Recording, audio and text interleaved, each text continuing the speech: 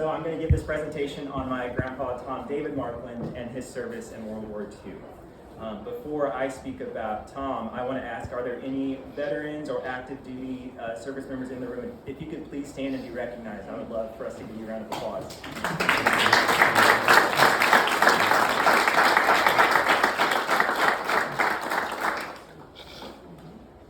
And I also need to recognize my girlfriend, Shelby. She's going to help me out with the slideshow here. All right, hit it, Shelby. Hey, Shelby.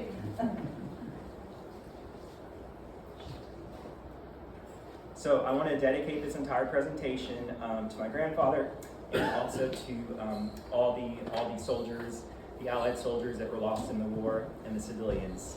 Nearly 50 to 60 million souls were lost in the Second World War. So it's dedicated to all of them. We're going to start, so there's three main parts I'm going to talk about here. We're going to start with a little history of the Big Red One, which is the United States 1st Infantry Division. The second part is going to be on my grandpa's service. I'm going to highlight some sections of his diary that he wrote in. And then the third part is going to be going over post-war life. So a large part of it's going to be spent reading some excerpts from his diary that I think will be really interesting to everybody. So first, a little history of the Big Red One. And before I even get into that, I do want to mention one more thing. I have to give a shout out to my high school world civilization teacher, Mr. Shetley. When we were in his class and we learned about past civilizations or individuals from history, we always learned about the who, the what, the where, the when, but we also talked about historical significance. And that really helped to put things in context about why it's so important to learn about history. And of course, the big reason is we want to learn from our mistakes and we don't want to repeat those mistakes that have been made in the past. This war was only a little over 80 years ago now, but I think it carries just an immense historical significance, more so really than any war in history. And it's a shame that we really haven't learned some of the lessons that we should have learned from that war. We're still fighting some of these battles today. But in terms of historical significance, I mean, you've got two theaters of operation here, one of which was in response to the largest attack on American soil to date at that time. The second in response to the worst genocide in human history. So a very important war that we're talking about here. A little history of the Big Red One. So it was formed during World War I, United States 1st Infantry, and it's been in operation ever since. So they were in some large campaigns in the First World War. They got their name, the 26th Infantry Regiment, which is what Grandpa was part of, which is part of the 1st Division. They got their name, the Blue Spaders. The German soldiers in World War I actually named them that. That word, Leierspadern, my German's probably terrible, but they recognized the Blue Spader insignia on the sleeves of American soldiers, and they gave them that name. And then the United States started calling those soldiers the Blue Spaders. The Blue Spaders remained active, and the entire 1st Infantry remained active after World War I. And they were involved in North Africa and Sicily. This would have been before Grandpa Tom was involved in the war, but they were involved in those campaigns prior to then going to Europe for D-Day. Next slide. So here's a little map of the campaigns of the 1st Infantry Division. So we've got Northern Africa, Sicily, and then of course England to France, Belgium, Germany after D-Day. So we'll get into that, and we're going to map out kind of where Grandpa was along the way as we go. Next slide. Here's a nice little plaque dedicated, this is in France, dedicated to the 26th Infantry Regiment and all the soldiers that lost their lives fighting. I love this little insignia. So this is the Big Red One and then the Blue Spader insignia. This is from a letter that Grandpa wrote to Grandma in Christmas 1944 when he was stationed in Germany. This Latin phrase here translates to "let him wear the palm who has earned it."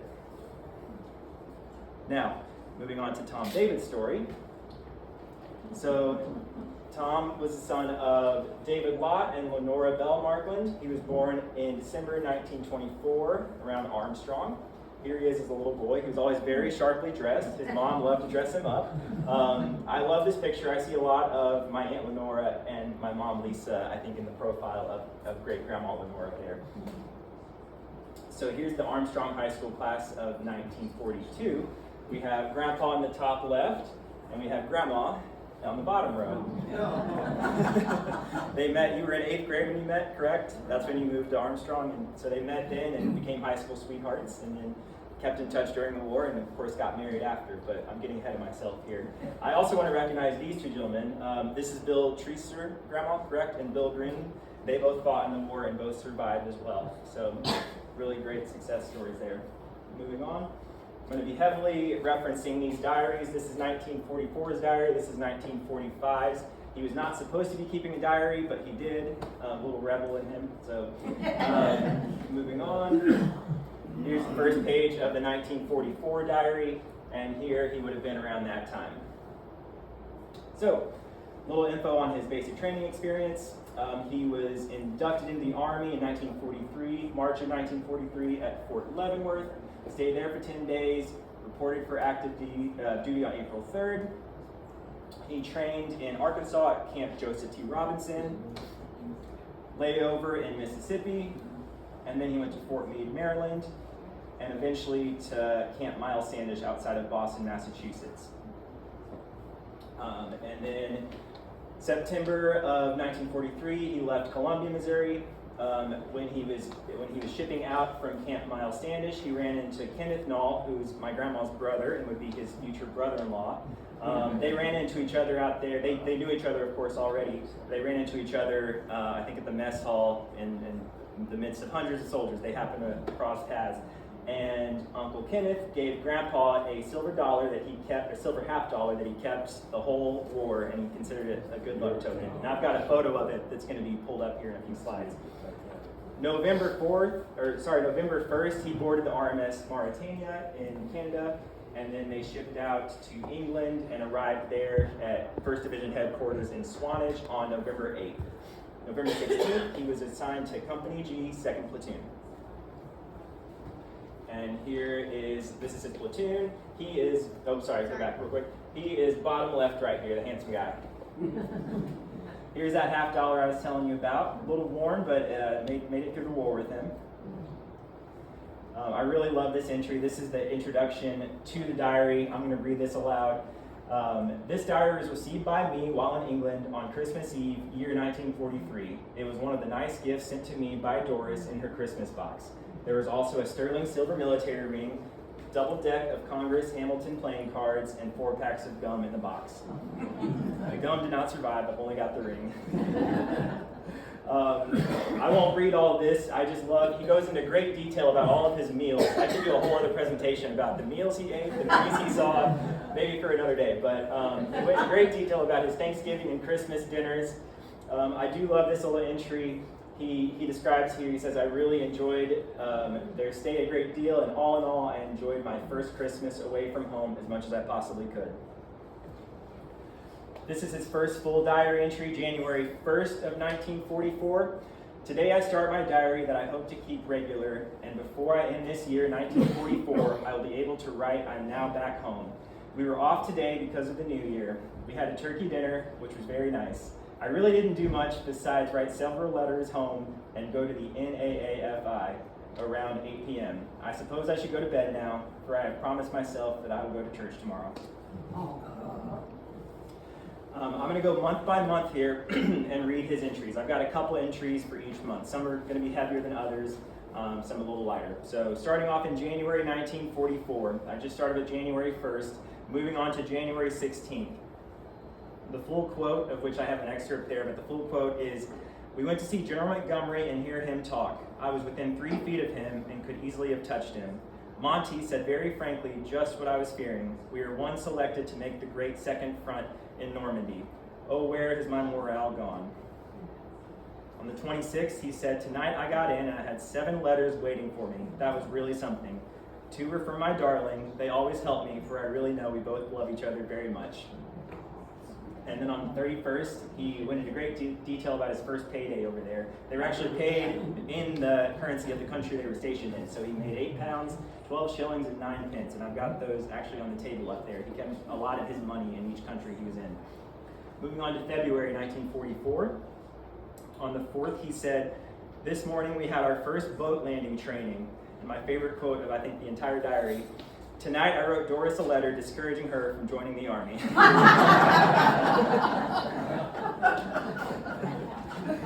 February 7th, he said, the moon was beautiful tonight, and all I could do was think of Doris. here's a couple Valentines that he kept through the whole war.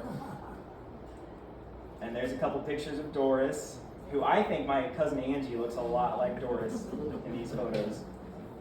Moving on, March 1944. On the 27th, he said, "Today is my Army birthday. 1 year ago today, I was in Kansas, and I had my examination and was sworn in. I just hope I'm back home before another year passes." Moving on to April 1944. "This morning, I started work at the orderly room. I messed around with the typewriter. The keyboard came back better than I thought it would, and I did quite a lot of typing before the day was gone." That's a pretty important piece to put in here, and we'll get to why later. He had taken keyboard, he took typing classes at Armstrong High School, and he believes that ended up saving his life, and we're going to talk about that in a few moments. Moving on to the 21st of April. The division general said in his speech that the 1st would be the first again, meaning the 1st Division. The 1st Division would be the first again, and that we were going to move from here. I try not to let the future worry me, but yet you can't help thinking about it. I just hope it is all over soon and we can all get to go home again. On the 24th, all you could hear today was last night's bombing. It was the biggest one we have ever been in. It woke me up, but I went back to sleep even before the all clear blew. This morning we found several houses had been hit, windows broken, the water tank was hit, the trailers in back were damaged, and there were duds all around. About the closest one to our house was 50 feet. Thank goodness they weren't big bombs. I'm also glad there weren't any fires. If it happens again, I'm sure I'll be coming down from the 3rd floor next time." What I like about that excerpt is he goes into great detail. This was the first time he had witnessed some sort of bombing like this, and he goes into great detail about it. And throughout the rest of the war, he experiences many more times like that, but it's much more limited, the info he gives, because I think he became so accustomed to it, unfortunately. Moving on to the 27th, he was made company runner. So the company runner was a role in the World War where they would run important messages from one unit to another, often in the middle of the night. They were armed, but they didn't have much on them. It was a very risky job with a high casualty rate. So he was not thrilled to be made the company runner. May 1944, they left Swanage, England for Plymouth. And on the 16th, he wrote, "Tonight, Red and I went to the movies. It was a Tarzan picture. They even have him fighting the Nazis now, single-handed too. We sure could use him." On the 26th, he wrote, "The commanding officer talked to us this morning. The 26th Division will follow the 16th and then the 18th. We are to hit between H hour plus 6 and 12. The invasion will be in France. We will also hit on D-Day. I just wonder how many more days before it pops. I do so hope it's over fast and I come out all okay." Moving on to June, there will be a lot of entries from the month of June that I will be reading. I do want to go over this. So this is a postcard he sent to Grandma from May of 1944. "To my darling Doris, the sweetest girl a soldier ever had. May this picture be a reminder of my everlasting love." Okay, June 1944. On the 4th, he wrote, "I was sure today was going to be D-Day. Last night we moved down to the gate of the English Channel. We heard it was because of the weather that it had been called off. It had been bad all day. So ends another day on the LCI, which stands for Landing Craft Infantry." On the 5th, the day before D-Day, he said, "Surely it won't be long now. I really wish something would happen. It is rather hard just sitting here wondering." And on the night of the 6th, he wrote, "This morning when we woke up, we were moving, and as the day went on, I got sicker and sicker. Today was the big day everyone has been waiting for, D-Day. We tried to hit the beach and the LCI, but we were unable to. We tried again and again for an hour, but the mortar fire was too great. Finally, we had to go way out and come back in assault boats. Areno, who was right in front of Grandpa, got his legs broken while getting in. You had to time the jump into the ocean at the exact right time with the wave, otherwise you would get caught up in the landing craft, and that gentleman jumped at the wrong time, got caught up and broke his legs, but he did survive the day and survive the war." Quick side note here, Grandpa didn't know how to swim. He apparently had a near drowning incident when he was a child, so never really learned how to swim, and he's jumping into the English Channel here under heavy fire with all this equipment on. It truly is a miracle that he survived that day, and I think he definitely knew that. Moving on to the 7th. I will never forget yesterday and my first sight of that beach. We landed under mortar fire and the 3rd platoon had 2 hurt. Last night we marched up a high hill and dug in. This morning we found we were overlooking the beach and another hill. I was on an outpost in the morning, and this afternoon we have just watched them bring equipment ashore. It certainly helps morale. The next day, on the 8th, he wrote, I have seen my first prisoners. Some of them look about 10 years old. On the 9th, he wrote, at 1 p.m. today, we started out again. I truly hated to leave that spot, but you can't win a war in one spot. On the 14th, he wrote, we stayed all night in Comont. This morning, a few shells were hitting around, but not too great a worry. I was shaving and washing up, and all of a sudden, a shell hit the message center. The hole where it came in was right above my head. I got 2 cuts on the back and went to the aid station to get them fixed up. I truly feel I should thank God for my life today, for it was definitely too close for comfort. And he had the shrapnel in his back his entire life, right, Grandma? It stayed in there? What? He ended up with shrapnel in his back and it stayed there his entire life? Yes, he did have shrapnel. That's always what I heard. That's why he got the Purple Heart. Yep. Oh, we'll get there. We'll get there. But when he came home and his family found out about the injury and that it was in his back, apparently his uncles would give him hell for getting shot in the back. They were like, were you running away? So he was a good sport about it all. He was shaving. Yep. Okay, moving on to the 22nd. They're still in Caumont, France. We cooked again today, the same as usual. You would never believe it was a war going on when we were all in there cooking. One thing I did today was dry dishes. It was just like at home helping Mother. I should have mentioned earlier, his mother died when he was 16, Grandma, and they were very close. His parents had split up. He was not close with his dad. His dad was a veteran of the First World War and was very affected by that war. His parents had split up. He was heavily reared by his mother, and she died of cancer when he was very young. So it definitely affected him, and I like that callback to his mother there. Moving on to the 23rd. This is the battle for the port of Cherbourg, France. The first mail in 3 days came in today. I was lucky enough to get mail from Doris. Even one helps, for you know you weren't forgotten at least. However, I know I can always depend on Doris. On the 25th, he wrote, when the mail came in, I felt I just must have some, although very little had come in, and I did, 2 from Doris. More and more, I realized just how I love her and all the wonderful things she means to me. I can't explain it exactly, but I don't know what I would do without her. I hope from the bottom of my heart that things will work out when I return. And on the 26th was the liberation of Cherbourg. All right, moving on to July 1944.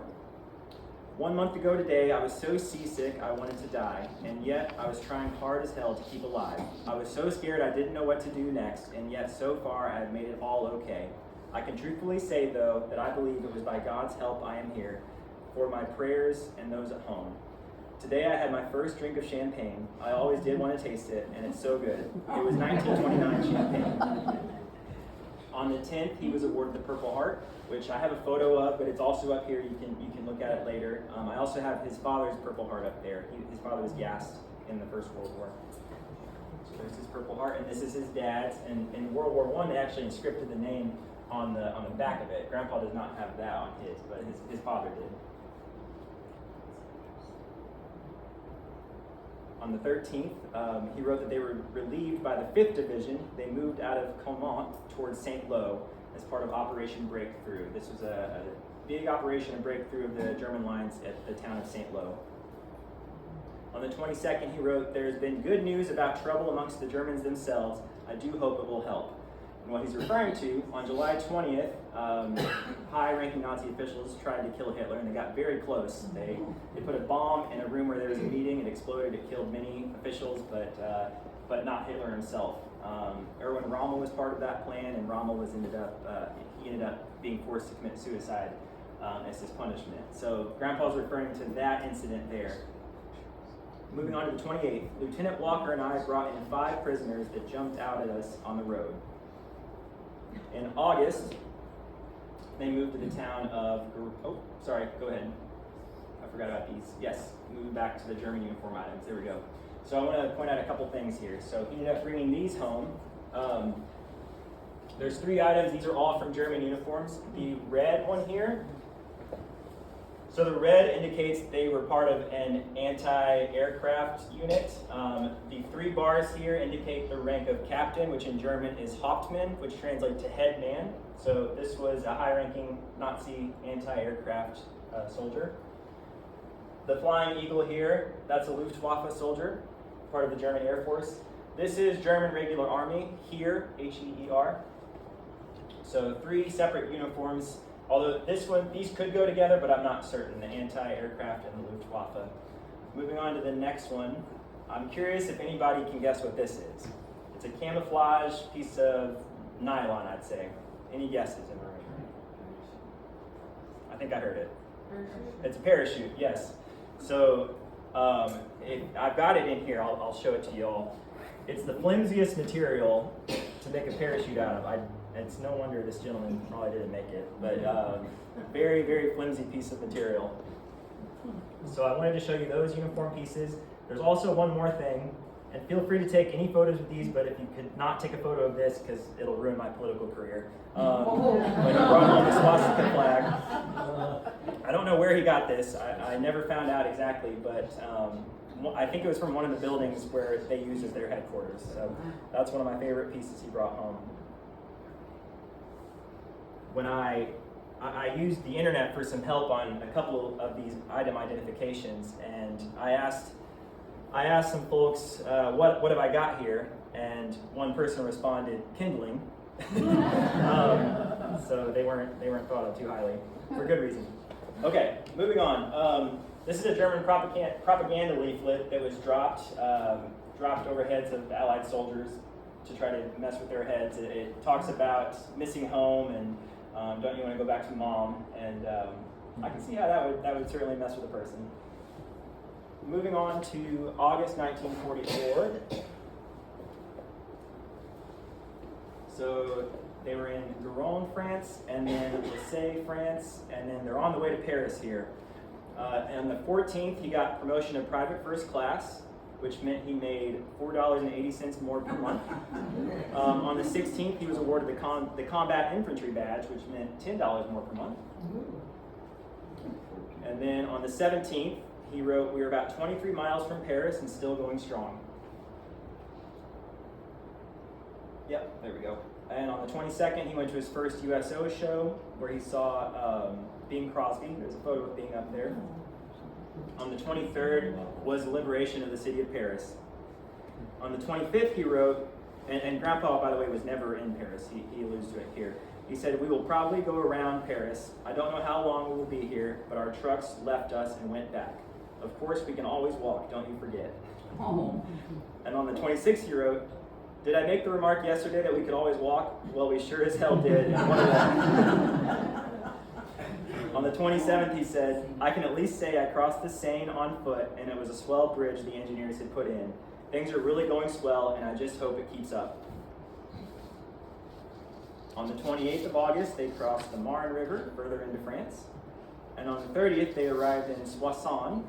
They set up command posts in former German SS troop headquarters, so they're really getting close now.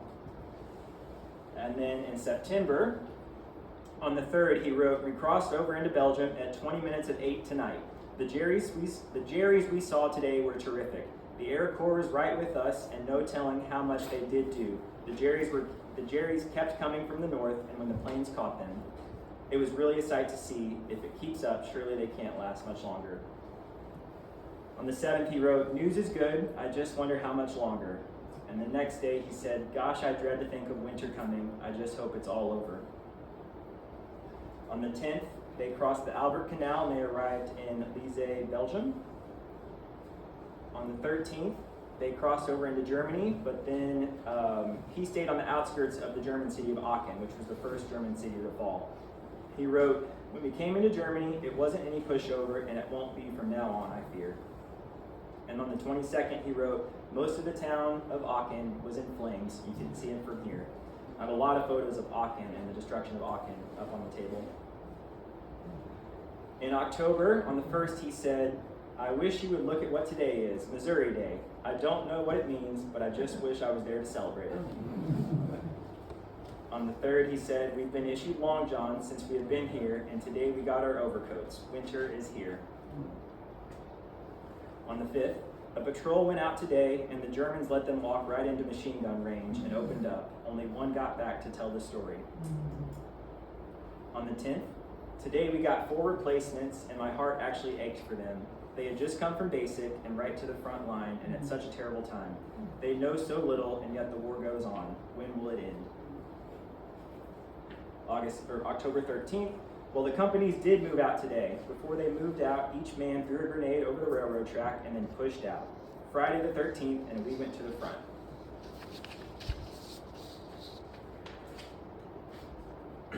On the 15th, he said, "I just wish the people at home could see this town of Aachen. I don't believe you could ever describe in a letter just what you have since you have been in this town."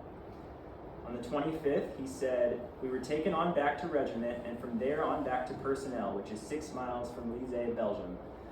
Simons does have a lot of work, and I'm here to help him. I certainly do realize the breaks I have had." So at this time, he was pulled from the front lines, and he was at personnel at regiment headquarters. And what I wanted to go back to from earlier was when he was talking about the typewriting skills. So for the rest of the war, his role was to type letters home to soldiers to families of soldiers who had been killed, and what a tough job that must have been. And this is the typewriter he used. He had an American one, but apparently the American equipment was not as good, so they stole a Nazi typewriter there. So I didn't bring it today, but I've got that at home. Wow. Yeah. Mom, didn't you grow up typing on that? Yeah. We've never heard of that. We didn't know that was a story. Later on that same day, he wrote, and this is classic Grandpa, he said, "Tonight we had 2 ice cream sandwiches. Did ice cream taste good again?" November 8th, they moved to Hervé, Belgium. And on the 17th, it was on the radio that 6 armies had started a push into Germany. On the 20th, he said, "Boy, today I really had a shaking up that made me think. When the casualties report came in, Morriston, which is the fellow that took my place as company runner, was killed by a direct hit. He was the 3rd one we had killed so far in this drive." So Grandpa hasn't even been off the front lines 2-3 weeks, and the guy that replaced him got killed. On the 26th, he wrote, "There isn't even a runner left that I know." In December, and at this time he's continuing to work as a typist, as I mentioned. This is getting to be the height of the Battle of the Bulge in Belgium. On the 25th, given that he's off the front lines now, he says, "I'm sure my Christmas could have been much worse." And that wraps up his diary for the year of 1944, and I really want to read this entire excerpt. He wrote this at the very end, and he signed it there. He said, "Instead of making this a memoranda page, I chose to make it my ending, or a farewell page to a book that has been trouble to keep and carry at times, and yet great fun to keep at other times. Now that it's completed, I'm certain there isn't money that could buy it, and I only hope I can get it home all okay. I will admit when I started, I never expected to finish it, much less keep it regularly. But now I have proved to myself that I can. Very seldom did I ever have to make up for back days, as it became rather a nice habit to close each day by recording its happenings in black and white to keep forever. I was supposed to turn it in before we made the invasion, but I was determined to keep it as it was a gift from Doris. Now I'm very glad that I have run the risk I did to keep it with me always. In fact, I feel that it and my ring have been kind of a watchman from Doris, guarding and watching over me always. So ends a really great historical year, 1944, one I am not sorry to have been a part of, and one that leaves me thanking God for my safekeeping and guidance everywhere, especially though on the front. I'm well aware of his many blessings and rich rewards. Tom David Markland." That concludes the diary for 1944, and we're going to open up the diary of 1945. On January 1st, he wrote, "Just like I said last year when I started my first diary, I hope before I end this year that I will be able to write that I'm home. For this diary and the year 1945, it still goes, in fact, even stronger than this time last year. For surely the war with Germany can't last through another year with the great losses she has suffered." And on January 30th, he wrote, "The war news is very good now. The German push into Belgium has been destroyed, which took a month, and the Reds are 95 miles from Berlin." February 12th, I don't think I ever mentioned it, but I got the Bronze Star, and I have the Bronze Star up there, as well as his citation, and it goes into detail about why he was awarded the Bronze Star. On the 15th, he wrote, "The outfit is just setting into the Hurtgen Forest, waiting." And on the 16th, he wrote that he received 2 Valentines. I think there's a picture of those. Yep. Both from Grandma, of course. Okay, nearing the end of the war here, March 1945. The 26th of February, we had 23 casualties, and the other companies only had a few, so the drive to the Rhine is costing us something, and plenty. On the 18th, he wrote, "We pulled out at 7:30 with all of Hervé saying goodbye, or waving goodbye. We came through Aachen, which was bad as ever, then up the superhighway through Düren, which is no doubt the worst I've seen for destruction. We got to Bonn about noon." On the 28th, he wrote, "The war news sounds wonderful today in the southern part of Germany. They say the end is near, but how many times have we heard that before?" Moving on to April, which is definitely one of the most eventful months of the entire war. On the 1st, he wrote, "This was Easter Sunday and April Fool's Day all in one. I received mail this morning before going to church and received 2 Easter cards from Doris. It was impossible to believe." Grandma, did you get anything else done? Just writing cards the whole time. On the 13th, though, he wrote, "President Roosevelt's death was the first thing I heard about this morning. I do hope it doesn't affect the war." On the 14th, he wrote, "We did hear about the president and that Truman was now in office. I hope he can do the job." I love this Easter card. This is from his grandparents, and he kept it the whole time. This is a photo, a portrait of Truman. It's actually signed by Truman. It's got a fake signature and then a real signature. And it says, "With kindest regards to Tom Snoddy," who was my grandpa Tom's uncle, who worked in Jackson County politics around the time of Truman's presidency and knew Truman before he was president. So that's an authentic signature there. I've got that hanging up in my apartment. On April 16th, troops are all along the Elbe, and there is one bridge head 5 miles deep across it. The Elbe is the last river before Berlin. Tonight the Reds are supposed to be attacking near Berlin. I really think it could end now. However, the president's death will no doubt help their morale." On the 27th, we left Bonn and crossed the Rhine on Victor Bridge. We made it to Czechoslovakia and then back to Hof, Germany. On the 30th, he wrote, "The main thing that happened today, and of course the most important, was that I received a big box of fudge from my darling. It isn't ever good." He loved fudge, yes. And he wrote about making fudge. He made fudge for his fellow soldiers on many occasions. Moving on to May, the last month in Europe. On the 1st, he wrote, "As I left the good old USA on the 31st of October, 1943, today completes my 18th month overseas. That entitles me to wear these gold overseas service bars on my left sleeve." I'll show you those later. "I don't know just how much that will mean to me when the fighting does stop over here, but I just hope it will keep me out of the Pacific." So now they're knowing that the end in Europe is coming, but he's really starting to fear about the Pacific War and having to go there. Moving on to the second, one of the most important excerpts here. "This morning when we got up and opened the blackout blinds, all the trees and rooftops were white and the snow was still coming down. However, it didn't last long. I'm sure we must be in some range of mountains here. This afternoon, the Red Cross was here in the Clubmobile with coffee and donuts, the first time since Christmas. What service. They also started movies tonight." And after all that, the very last line for this whole day, he said, "War news today states that Hitler is dead. And all in all, it sounds pretty good." He talked about the movie, he talked about what he ate, and then at the very end, Hitler's dead. On the 3rd, "War news now is that all fighting in Italy is over. All troops surrendered. No doubt the main battles of the war are over, although there is still a lot left to clean up."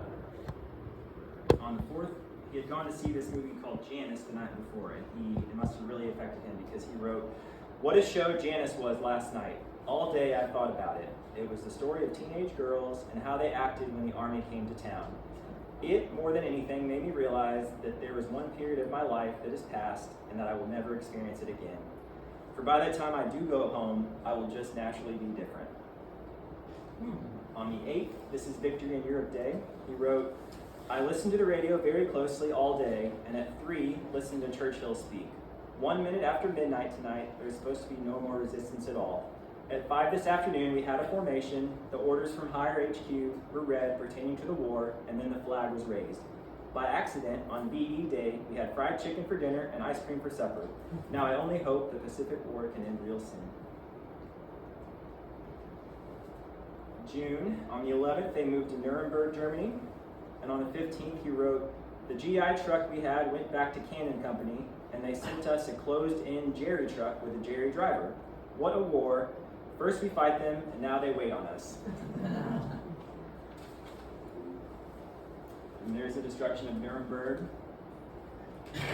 Moving on to August 9th, 1945, he wrote, great news has broken today pertaining to a new atomic bomb.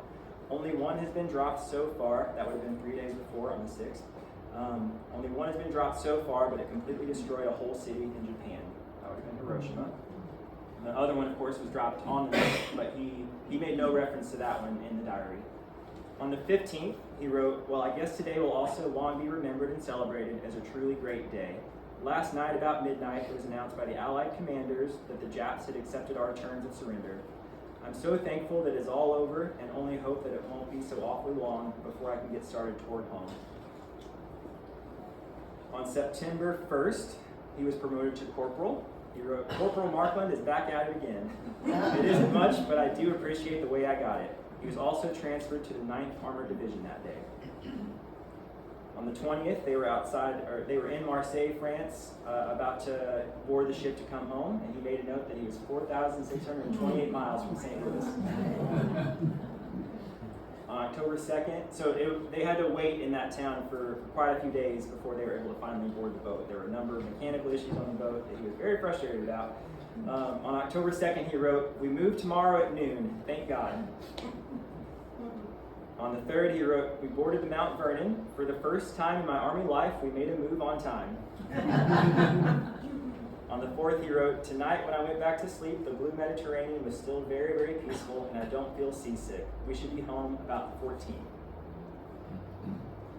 On the 7th, the Navy chaplain opened the service with the song, Jesus, Savior, Pilot Me. The scripture was one about Jesus quieting the storm at sea, certainly carrying the idea through. The morning prayer was very nice, though, as it was about going home and those not able to go.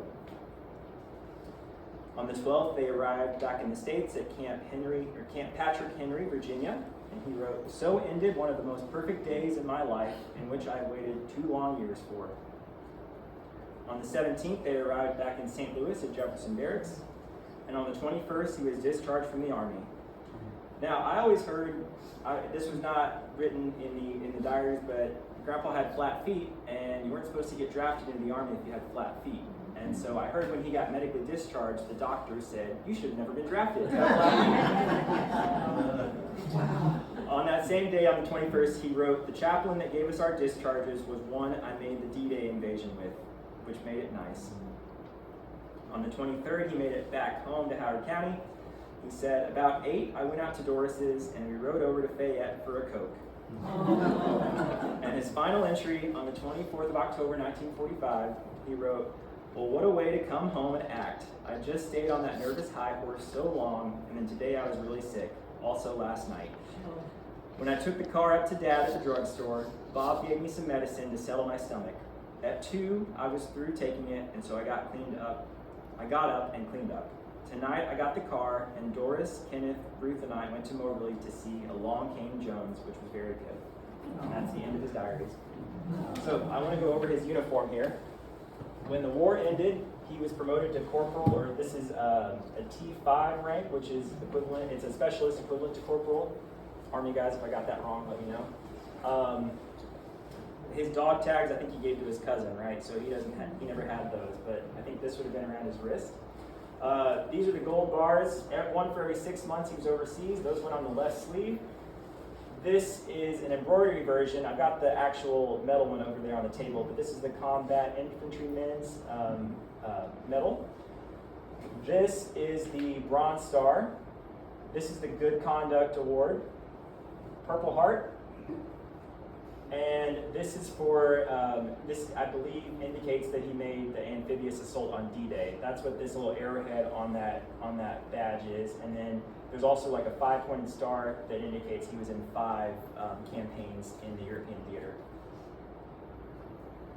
Moving on to after the war. So he came home and he went to mortuary school on the GI Bill. He married Grandma Doris on October 19th, 1947 in Armstrong. He bought the funeral home right across the street from here in 1957, and he owned it until 1991. 2 beautiful girls, Lenora and Lisa, who are both here. And there's us, that's D-Day in 2015, and he ended up passing the next year in the fall of 2016. And there's his stone, and that's my final slide.